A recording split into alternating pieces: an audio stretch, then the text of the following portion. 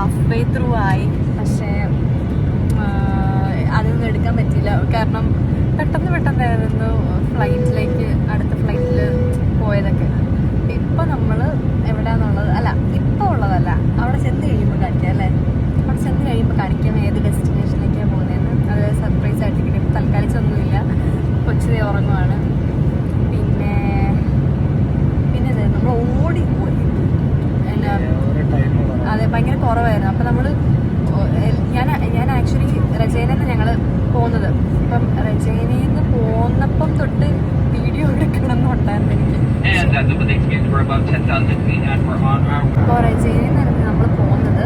പക്ഷേ രചനയിൽ നിന്ന് ഓടി ആയിരുന്നു ഞങ്ങൾ ഫ്ലൈറ്റ് പിടിച്ചത്. അത്രയ്ക്കും സമയമില്ലായിരുന്നു. അതുകൊണ്ടാണ് ഞാൻ വീഡിയോ ഒന്നും എടുക്കാൻ. ഇപ്പതേ ഞങ്ങൾ സാൻ ഫ്രാൻസിസ്കോയിൽ നിന്ന് പോവുകയാണ്. അപ്പം ചിലപ്പോൾ മനസ്സിലാവുമായിരിക്കും. ബട്ട് സ്റ്റിൽ സാൻ ഫ്രാൻസിസ്കോയിൽ നിന്ന് ഇപ്പം നമ്മുടെ ഡെസ്റ്റിനേഷനിലേക്ക് ലാസ്റ്റ് ഫ്ലൈറ്റാണിത്. നേരമാണ് ഒന്ന് ആക്ച്വലി ഒന്ന് റിലാക്സ് ചെയ്യാൻ പറ്റിയത്. കാരണം ഫുൾ ഓട്ടമായിരുന്നു. ഈ ഫ്ലൈറ്റ് 5 മണിക്കൂർ. എങ്ങനെ സർവൈവ് ആകുമെന്ന് എനിക്കറിയത്തില്ല. കൊച്ചു ഭാഗ്യത്തിന് ഉറങ്ങി. പക്ഷെ മറ്റേ ഫ്ലൈറ്റിൽ അത്യാവശ്യം നല്ല കരച്ചിലായിരുന്നു. അതുകൊണ്ട് നല്ല പാടായിരുന്നു അല്ലേ? പിന്നെ അതിനകത്ത് കുറേ പിള്ളേരുണ്ട്, അതൊക്കെ അറിയുന്നത്. അതുകൊണ്ട് ഒരു കുഴപ്പമില്ലായിരുന്നു. എല്ലാവരും ഇവിടെ തന്നെ നോക്കുന്നില്ലായിരുന്നു. പിന്നെ അപ്പോൾ അവിടെ എത്തിയിട്ട് കാണിക്കാം ഞാൻ. ഇനി എന്തെങ്കിലും ഇടയ്ക്കുണ്ടെങ്കിൽ ഞാൻ കാണിച്ചു തരാം.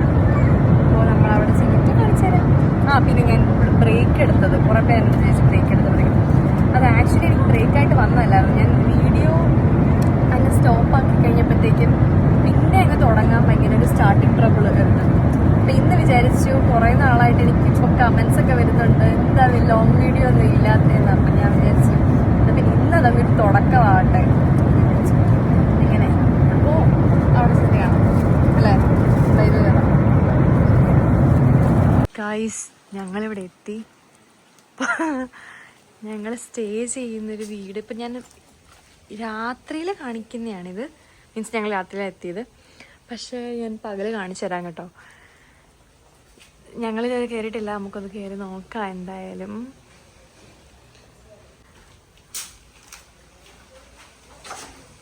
ഓ എൻ്റെ പൊന്നേ, ഇത് നോക്കാണോ? എൻ്റെ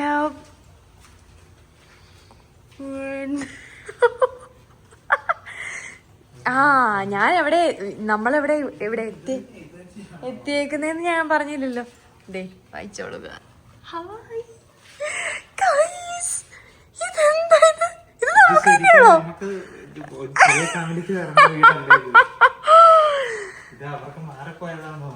സത്യം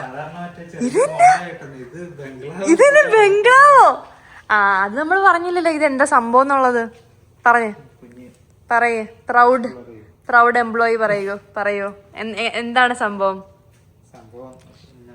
ഉറക്കെ പറ. സംഭവമൊന്നുമില്ല, ജോലി സ്ഥലത്തുനിന്ന് അവര് ഒരു പാക്കേജ് തന്ന എന്റെ ആത്മാർത്ഥതയും ജോലി.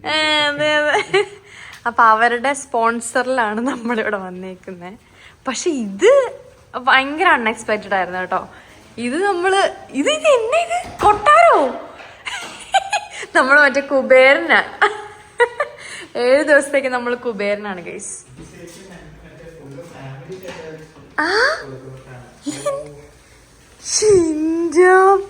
ഞാൻ പകല് കാണിച്ചു തരാം കേട്ടോ ഗൈസ്. പക്ഷെ ഇത് ബാക്ക് യാർഡിലേക്ക് മുകളിലോട്ടുണ്ടെന്ന് തോന്നുന്നു. നമുക്ക് പോയി എക്സ്പ്ലോർ ചെയ്യാം. ദേ ഇവിടെ ഒരു റൂമുണ്ട്. സത്യം, ഇതെന്താ ഇത്? എൻ്റെ പൊന്നി, നമ്മൾ ഈ ഇംഗ്ലീഷ് സിനിമയിലൊക്കെ കാണത്തില്ലേ? ആണോ? അതേപോലെ ഉണ്ട് ഇംഗ്ലീഷ് സിനിമയിലൊക്കെ കാണുന്ന പോലെ അല്ലേ? പറഞ്ഞ പോലെ ഇതാണ് എൻ്റെ ഇന്നത്തെ ഔട്ട്ഫിറ്റ്. അതെ സത്യം, ഇത് അവർക്ക് മാറിപ്പോയതല്ലല്ലോ അല്ലേ? ഹൈ ചെയർ ഉണ്ട്. എന്റെ മുന്നേ കൊള്ളാവേ.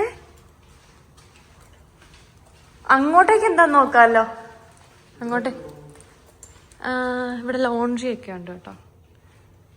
ഇവിടെ നമുക്ക് മറ്റേ സ്റ്റോറൊക്കെ ചെയ്യാം. ഓ ദേ ആക്ച്വലി ഉണ്ടല്ലോ കുറെ സംഭവങ്ങളുണ്ട് ഇതിനകത്ത്. ദേ യൂസ് ചെയ്യാനുള്ള സംഭവങ്ങള്. എന്റെ പൊന്നേ. ഓ ഈ റൂം നോക്കിക്കേ ഗൈസ്. ഒരു മിനിറ്റ് ഇതൊന്നും ഞാൻ കാണട്ടെ. ദേ എനിക്ക് മറ്റേ ഇംഗ്ലീഷ് സിനിമയൊക്കെ വന്ന പോലെ. ഇവിടുത്തെ വാഷ്റൂം കണ്ടോ?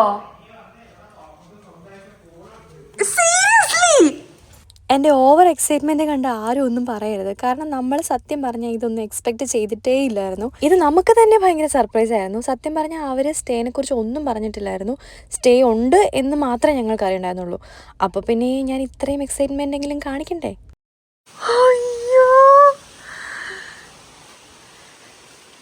സൂപ്പർ ആയിട്ടുണ്ട് കേട്ടോ. ആയിരിക്കും.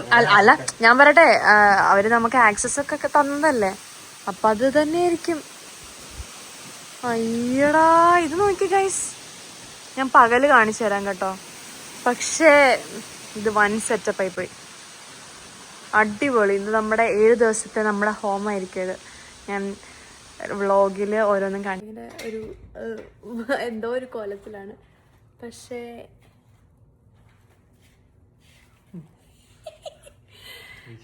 വിശ്വസിക്കാൻ പറ്റുന്നില്ല.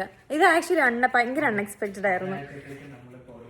അതെ, ഒരാഴ്ചത്തേക്ക് നമ്മൾ കുബേരന് എന്തായാലും ഇത് അടിപൊളിയായിട്ടുണ്ട്.